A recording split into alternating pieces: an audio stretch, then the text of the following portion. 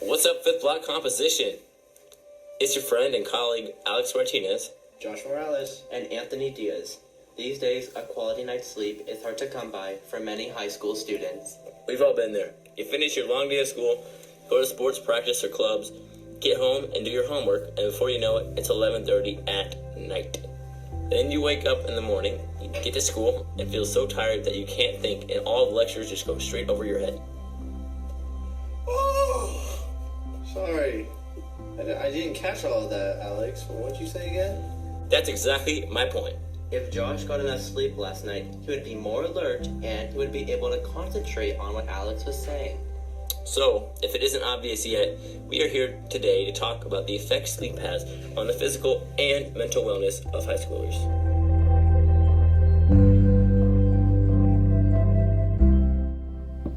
Teens need a lot more sleep than many may realize. The National Sleep Foundation and the American Academy of Sleep Medicine agree that the average teen needs around 8 to 10 hours of sleep every night. This is a problem because with all of the commitments and responsibilities of high schoolers, it is hard to get to bed at a decent time. According to a study done by the Youth Risk Behavior Surveys in 2015, 72.7% of high school students reported insufficient sleep, with about 20% reporting sleeping fewer than 6 hours a night.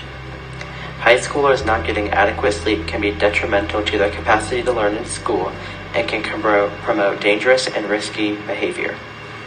Adequate sleep benefits everyone, but especially high school students as they are growing rapidly towards adulthood.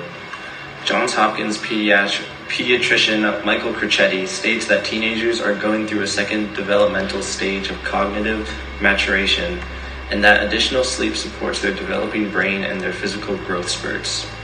But staying up late isn't totally the fault of school and other responsibilities. There may be another reason. Teens have a slower sleep drive, meaning that they start feeling tired later than adults and children. This combined with the school, jobs, sports, and extracurriculars means that sleep deprivation is a chronic issue among high school students.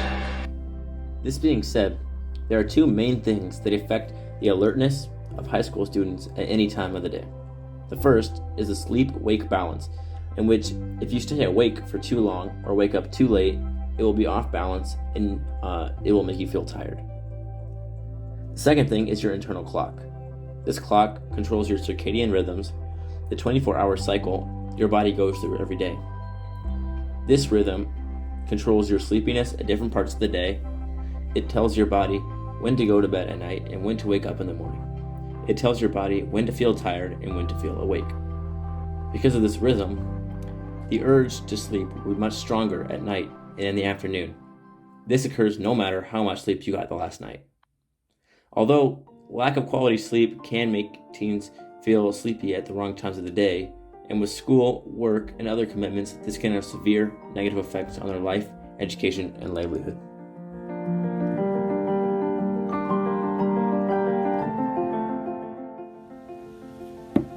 Not getting enough sleep has serious consequences on the well-being, safety, and education of high schoolers all over the world. Teens that are sleep deprived most likely struggle in school, be involved in vehicle accidents, and suffer depression. Students may also have trouble with memory and concentrating, as well as be less motivated. According to the National Library of Medicine and Biotech, a lack of concentration and attentive focus puts kids at academic performance at risk for failure. Not only that, but your emotional health can be damaged as well. Sleep deprivation within teenagers may negatively affect emotional development, and this can increase risks for interpersonal conflicts.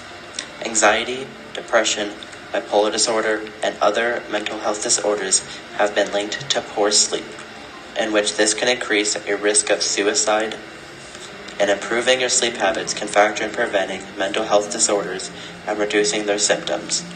That's very true. As we just learned, physical and mental development can be postponed or be affected negatively by lacking sleep. However, a long-term amount of time while being sleep deprived for teenagers can lead to a poor metabolic background. As a result, long-term cardiovascular problems and a higher risk of diabetes may develop with a low metabolic background. Not good. Well, what else can sleep loss turn into? If a teen is sleep deprived, the development of the frontal lobe can be affected. This part of the brain is extremely important for controlling impulsive behavior. If it isn't surprising enough, teens that don't get enough sleep are much more common to participate in high-risk behaviors, according to the National Library of Medicine Biotech Information. This can include dangerous habits when driving, like texting, not wearing a seatbelt, and being under the influence. Others include drug and alcohol use, smoking, sexual behavior, carrying a firearm, and engaging in physical contact. To enlighten us on how she has perceived these negative effects of sleep deprivation in her own students, I now cordially introduce a Kratom Prep English teacher who has taught at this institution for 4 years, Mrs. Whitman. So what do you notice about some of your students in your class? Are some sleepy and tired? And why do you think they're so sleepy? From my experience, I would say that at least at prep, students who are falling asleep often have jobs that they're working till late. And yeah, that takes a toll on their classwork and their grades. So they're missing whatever in-class stuff we're doing and how that supplements their assignments that they're doing. Those are also the students who tend to have a harder time turning in assignments because their time outside of class is taken up with work and sports and whatever else. And so, yeah, those are the kids that I most typically see falling asleep. Yeah.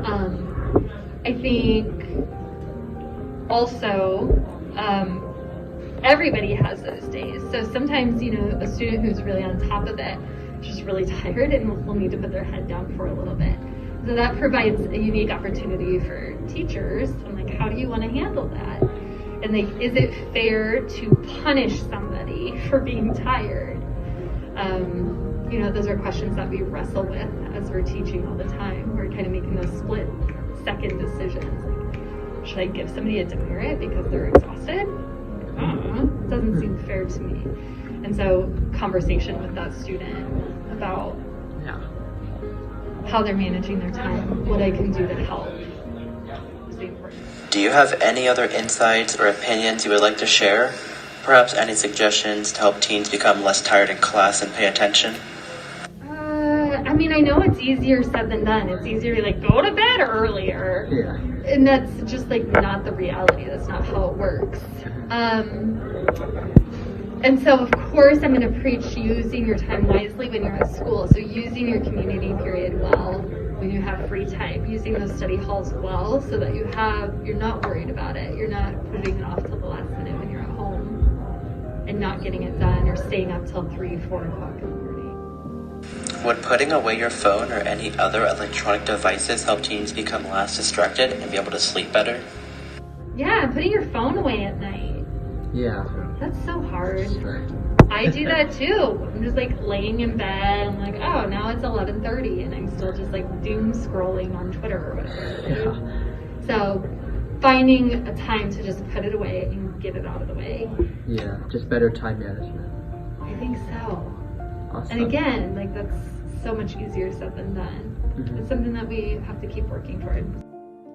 like Miss Whitman said, keeping a consistent sleep schedule and controlling time management are great ways to improve your sleeping. From her experience of seeing students sleeping in class, we get very credible evidence of why teenagers need more sleep. So in order to focus and provide your whole attention to class, make sure to get enough sleep and put down that phone. Now we know what happens when you're sleep deprived in class. So in order to combat this detrimental cycle, Josh is going to introduce some solutions to sleep deprivation in teens to ensure that they get adequate sleep their bodies need to grow.